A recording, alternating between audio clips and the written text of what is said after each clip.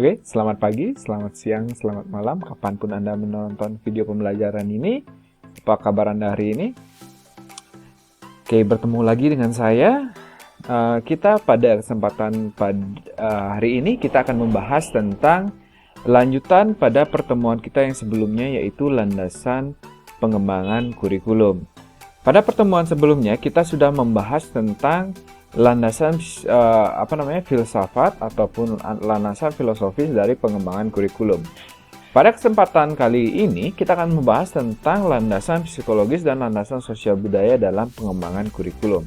Kita langsung saja ke materinya. Oke, seperti yang kita tahu, psikologis adalah salah satu cabang ilmu pengetahuan yang mempelajari tingkah laku manusia. Dalam hal ini adalah peserta didik. Sedangkan kurikulum adalah serangkaian program pendidikan yang menjadi acuan ataupun menjadi pedoman dalam mencapai tujuan pendidikan nasional seperti yang tertera pada Undang-Undang Sistem Pendidikan Nasional kita. Jadi dalam pengembangan kurikulum kita tidak bisa mengesampingkan aspek manusia itu sendiri. Jadi dalam pengembangan kurikulum harus memperhatikan kondisi psikologis peserta didik. Tidak hanya memperhatikan aspek akademis saja, tercapainya tujuan menguasai suatu ilmu pengetahuan tertentu, tapi juga aspek-aspek perilaku peserta didik itu sendiri. Jadi diharapkan dengan memperhatikan aspek-aspek psikologis dalam pengembangan kurikulum dapat menjembatani atau dapat menjadi penghubung antara minat dan bakat peserta didik. Tidak hanya aspek akademis ya, jadi juga dalam kurikulum dikembangkan aspek minat dan bakat peserta didik. Jadi dengan penerapan berbagai aspek pendidikan dengan memperhatikan aspek psikologis itu sendiri. Jadi guru mampu menerapkan kurikulum sesuai dengan tingkat perkembangan siswa, karena harus kita perhatikan bersama atau kita sudah ketahui bersama bahwa kita ajar di sini adalah anak dengan memiliki aspek psikologis itu sendiri, sehingga dengan memperhatikan aspek-aspek psikologisnya kita mampu memberikan atau menyampaikan materi dengan maksimal dan mampu mengembangkan potensi yang maksimal dari peserta didik itu sendiri. Nah, dalam kondisi peserta didik ataupun kondisi psikologisnya tentunya berbeda-beda ya. Satu siswa dengan siswa yang lain atau satu peserta didik dengan peserta didik yang lain tentunya memiliki kondisi psikologis yang berbeda-beda. Jadi hal ini dipengaruhi oleh tahap perkembangannya. Tentunya kematangan psikologis anak SD dan SMP ataupun SMA dan juga lembaga atau jenjang pendidikan tinggi tentunya sangat berbeda. Tentunya itu membutuhkan perlakuan yang berbeda juga. Nah, ketika kalian mengetahui aspek-aspek psikologisnya, kalian akan mampu menghandle ataupun mampu mengatasi hal tersebut. Yang kedua adalah latar belakang sosial budaya. Tentunya manusia memiliki latar budaya ataupun sosial budaya yang berbeda-beda. Nah, hal-hal tersebut akan mempengaruhi secara signifikan terhadap kondisi psikologis ataupun kematangan psikologis dari peserta didik. Yang terakhir adalah faktor bawaan. Jadi setiap orang itu memiliki faktor bawaan yang mempengaruhi perkembangan psikologisnya itu sendiri. Nah, dalam pengembangan kurikulum ada dua jenis psikologis yang perlu diperhatikan. Yang pertama itu adalah psikologis perkembangan, yang kedua adalah psikologis belajar. Psikologis perkembangan mengacu kepada perkembangan psikologis peserta didik dari masa konsepsi atau masih dalam perut orang tua kalian ya, masih dalam bentuk sel telur hingga dewasa. Jadi dalam psikologis perkembangan akan mengacu kepada teori-teori perkembangan manusia. Sedangkan pada psikologis belajar adalah mengacu kepada psikologis dalam hal serangkaian proses bagaimana individu itu belajar. Jadi ini teori-teori bagaimana individu memperoleh pengetahuan ditinjau dari aspek psikologisnya. Baik, kita membahas satu persatu ya. Kita mulai dari psikologis perkembangan dulu. Jadi psikologi perkembangan adalah perkembangan psikologis peserta didik dari masa konsepsi ataupun sel telur hingga dewasa. Jadi psikologi perkembangan peserta didik adalah salah satu unsur yang wajib ada dalam perkembangan kurikulum. Psikologis peserta didik ini sangat diperlukan terutama dalam isi kurikulum, baik dari tingkat kedalaman, kesulitan, dan kelayakan serta kebermanfaatan materi tersebut. Tentunya kesulitan kedalaman itu harus disesuaikan dengan perkembangan manusia itu sendiri. Jadi tingkat seperti yang telah dibahas oleh banyak psikologis, di mana ada tahapan-tahapan tertentu, tahap kematangan tertentu atau tahap psikologis tertentu, siswa mampu menerima asupan materi tertentu juga. Jadi ini harus benar-benar diperhatikan sekali ya. Jadi salah satu teoris atau psikologis yang sangat mempengaruhi teori psikologis perkembangan adalah teori dari Robert J. Havinghurst, yaitu development task. Jadi ada beberapa tahap development. Ada 3 tahap development yang dikemukakan oleh Havinghurst. Yang pertama adalah perkembangan yang terjadi pada masa kanak-kanak, yaitu 3-8 tahun. Nah, yang kedua adalah perkembangan masa anak, yaitu berada dalam range 8-12 tahun. Sedangkan yang terakhir adalah perkembangan yang terjadi pada masa remaja, yaitu 12-18 tahun. Setelah itu akan menjadi dewasa ya. Jadi dalam hal pendidikan kita harus memperhatikan tahap-tahap perkembangan ini sehingga kita mampu sebagai seorang pendidik ataupun sebagai seorang yang merancang kurikulum, kita mampu menyesuaikan kedalaman dan isi materi. Jadi penting juga kebermanfaatan materi karena anak usia 3 tahun akan memiliki kematangan psikologis yang berbeda atau perkembangan psikologis yang berbeda dengan anak pada usia 8-12 tahun. Sehingga kalian harus benar-benar menyesuaikan. Makanya ketika kalian mengajar pada anak pada tahapan tertentu, jadi harus disesuaikan materinya dan juga kedalamannya. Oke? Teori psikologis yang kedua adalah teori psikologis pembelajaran. Psikologi pembelajaran adalah sebuah ilmu yang mempelajari tentang bagaimana peserta didik mampu untuk melakukan kegiatan belajar.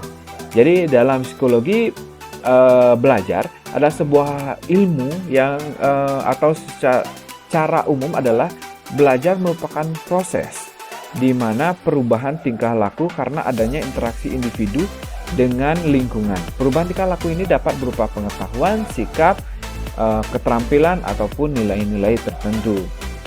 Perubahan tingkah laku ini dikarenakan insting dan pengaruh zat-zat kimia yang tidak termasuk dalam kegiatan pembelajaran. Beberapa teori yang dapat kita garis bawahi atau dipertimbangkan atau kita gunakan pada psikologi belajar adalah teori-teori disiplin mental. Teori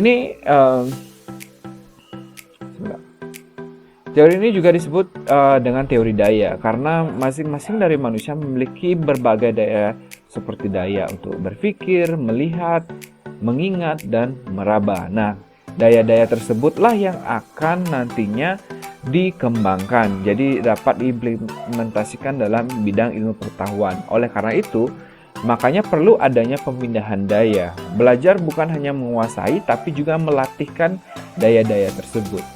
Yaitu pandangan dari teori disiplin mental. Nah, yang kedua adalah teori behaviorism. Nah, saya yakin kalian sangat familiar dengan teori ini. Sebentar saya pindahkan dulu. Teori ini sebenarnya terdapat 3 teori penting dalam teori behaviorism.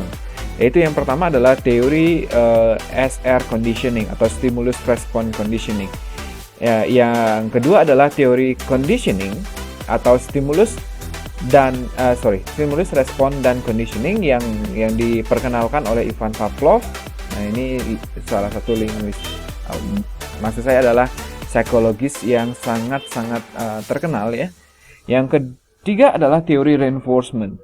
Jadi adanya teori positif negatif reinforcement di sana, yang dikembangkan atau yang diperkenalkan oleh psikologis juga, yaitu B.F. Skinner. Yang terakhir adalah teori kepribadian. Ya, teori ini dikembangkan oleh Perk dan Havinghurst yang disebut dengan teori kepribadian dan juga disebut dengan teori motivasi atau dengan meninjau psikologi dari segi psikososial ya. Baik, untuk landasan selanjutnya adalah landasan sosial budaya. Jadi pendidikan itu sendiri dipandang sebagai sebuah rancangan untuk mencapai tujuan pendidikan. Jadi sebagai suatu rancangan, kurikulum harus menentukan bagaimana pelaksanaan dan hasil yang diharapkan dari pendidikan itu sendiri. Kita maklum bahwa pendidikan merupakan usaha mempersiapkan peserta didik untuk dapat terjun ke masyarakat. Pendidikan bukan hanya semata-mata pendidikan semata, namun juga memberikan bekal pengetahuan, keterampilan, nilai-nilai untuk hidup, bekerja, dan mencapai tujuan tertentu di masyarakat. Jadi lingkungan merupakan salah satu aspek yang sangat mempengaruhi dalam pengembangan kurikulum. Ya, baik dalam tujuan, isi, maupun proses pendidikan harus sesuai dengan kebutuhan, kondisi, karakteristik, kekayaan, dan perkembangan yang ada di masyarakat. Jadi kita mengharapkan bahwa dengan pendidikan yang baik mampu memberikan nilai-nilai yang bermanfaat di masyarakat, sehingga peserta didik mampu mengaplikasikan nilai-nilai pengetahuan dan keterampilan tersebut dalam hidup di masyarakat. Nah, setiap lingkungan memiliki sosial budaya tertentu dalam mengatur dan dalam hidup dalam sebuah masyarakat tertentu. Salah satu aspek penting dari kebudayaan yaitu nilai-nilai yang terdapat dalam budaya tersebut. Sejalan dalam perkembangan nilai-nilai tersebut, jadi masyarakat dalam perkembangannya harus juga memperhatikan tuntutan perkembangan yang ada di masyarakat. Tentunya nilai ini tidak hal-hal yang berbau yang nilai-nilai dalam yang terdapat dalam masyarakat itu dapat berkembang sesuai dengan perkembangan situasi dan zamannya ya. Jadi pemerintah melalui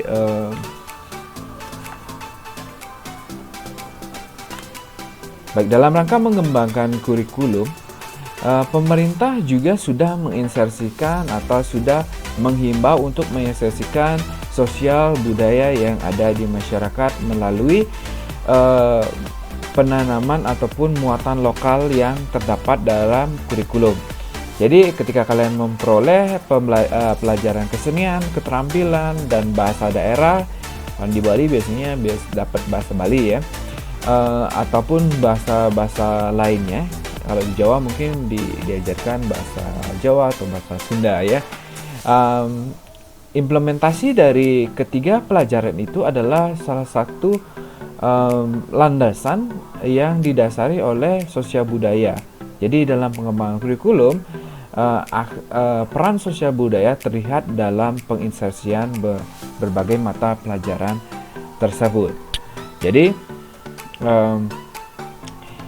landasan budaya ini sangat penting juga karena untuk sebagai masyarakat yang berbudaya, kita patut untuk melestarikan budaya-budaya yang berkembang dalam masyarakat dan juga mengubah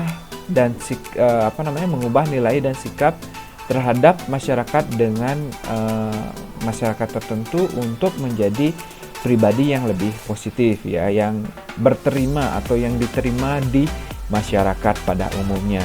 Jadi tujuan pendidikan tidak hanya mengacu kepada nilai akademis saja, tapi juga bagaimana membentuk peserta didik yang berterima ataupun diterima di masyarakat sebagai muara dari pendidikan itu sendiri. Baik, saya rasa untuk pertemuan ini sudah cukup. Jadi kita sudah membahas ketiga landasan dari pengembangan kurikulum, yaitu landasan filosofis, landasan psikologis, dan landasan sosial budaya. Sampai jumpa dalam pertemuan selanjutnya.